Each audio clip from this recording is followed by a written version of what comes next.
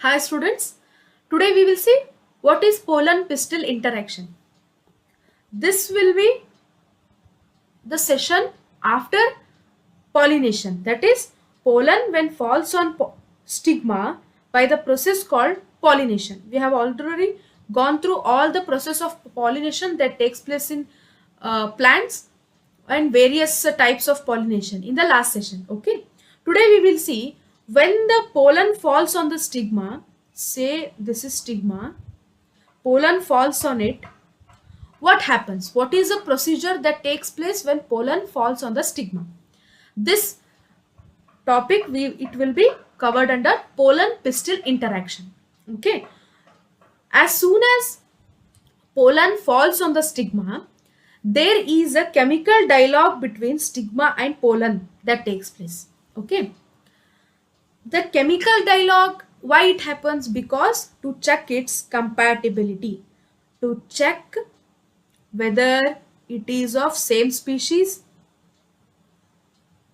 okay, same species or of different plant, okay, different plant but same species, to ensure cross pollination. Okay, that we have already gone through. We know S gene, which is responsible for self incompatibility gene.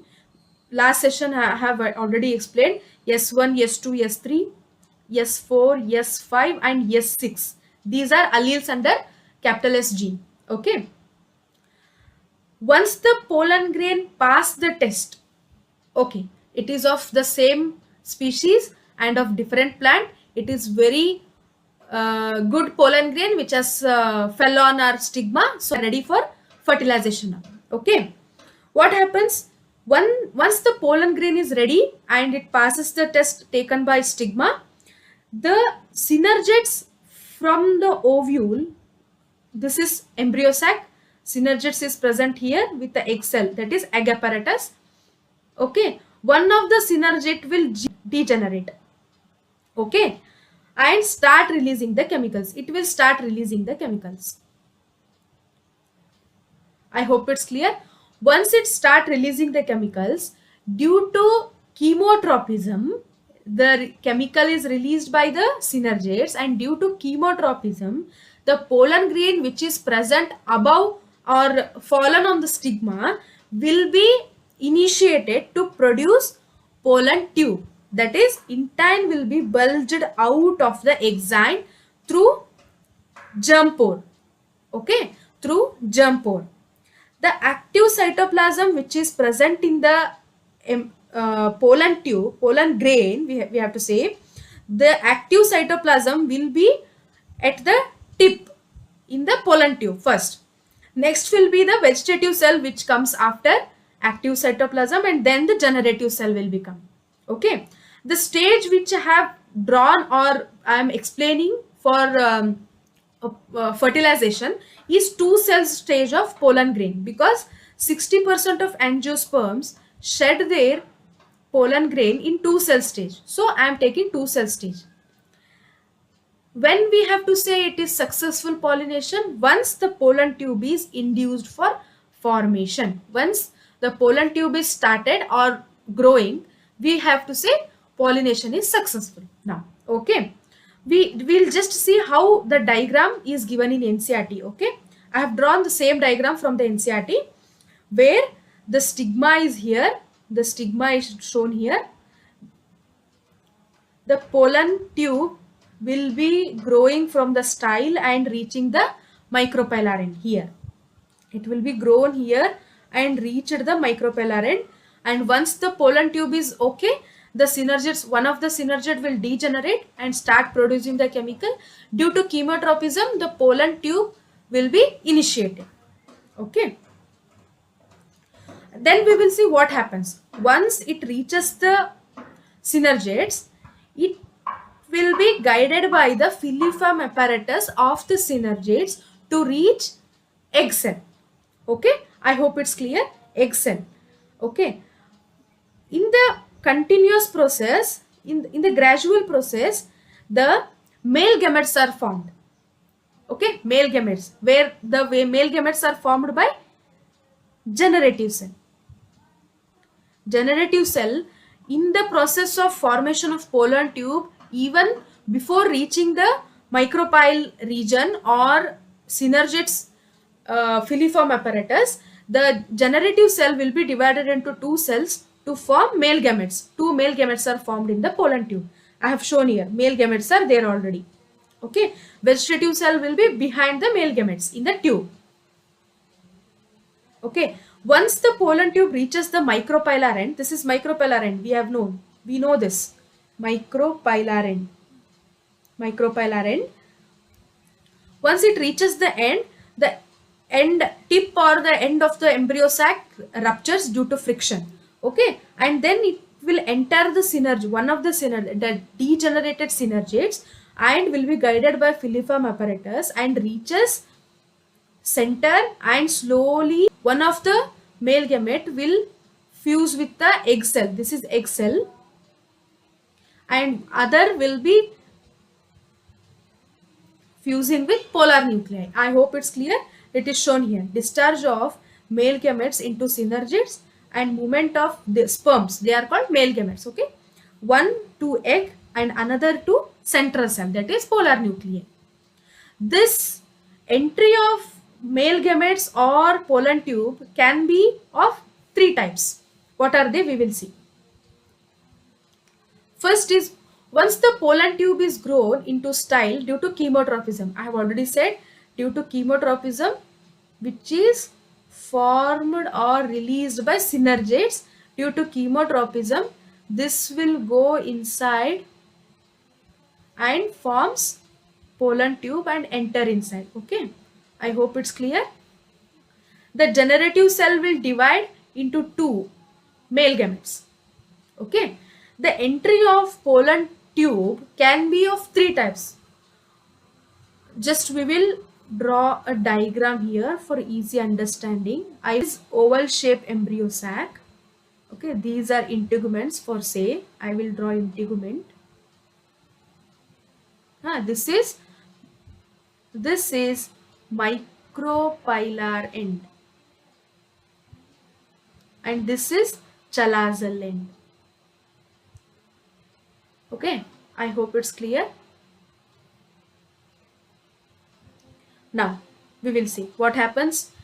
It may enter through chalaza. Here the chalazal end can take the entry of pollen tube. That process, that entry is called chalazogamy. It enters to chalazal end, through chalazal end. Okay, it can be entered through integuments here, from here. Okay, one option A, or it may come from here and enter here. Okay, here also B option. Okay, this is called mesogamy. It can enter from any way on the integument side. That is called mesogamy. If the pollen tube enters normally from the micropylar region, that is called porogamy. Why it is called porogamy? It's easy to understand. Pore is already present. Okay, so it is called porogamy. I hope it's clear. If it enters from chalazal end, it is called chalazogamy. If the pollen tube enters from integument side, it is called mesogamy. And if enters from micropylar end, it is called porogamy. However or wherever the pollen tube will enter, it will ultimately reach down through synergids only. It will reach the egg. Even if it enters here, it will go down and enter to synergids again. Okay, only the entry of pollen tube to embryo sac may be different, but they will come and encounter synergids only. Okay, I hope it's clear. Next, we will see pollen landing on stigma till the pollen enters the ovule. That is called pollen pistil interaction. Once one of the male gamete will be fused with female gamete, that is forming zygote. Both are n in number. The zygote is formed, which is diploid. Okay, this is called syngamy. This process of fusion of male gamete and female gamete is called syngamy. And next is, one of the male gamete will fuse with polar nuclei. What is polar nuclei? It is already a secondary diploid cell. How? Single or n number of cells are found and 2n in condition is called secondary diploid cell, and this secondary diploid cell will be fused with one of the male gamete to form triploid condition of cell, triploid cell, which is 3n in condition, that is forming endosperm, that is forming endosperm, okay, in the fruit. This we will see in the other session also. Okay, let me just recall. One of the male gamete will be fusing with egg cell or female gamete which is present in the embryo sac to form zygote, which is diploid in condition, and another male gamete, one of the male gamete of pollen tube will be fusing with the polar nuclei which is already in 2n in number, will fuse with male gamete to form triploid cell that is called endosperm.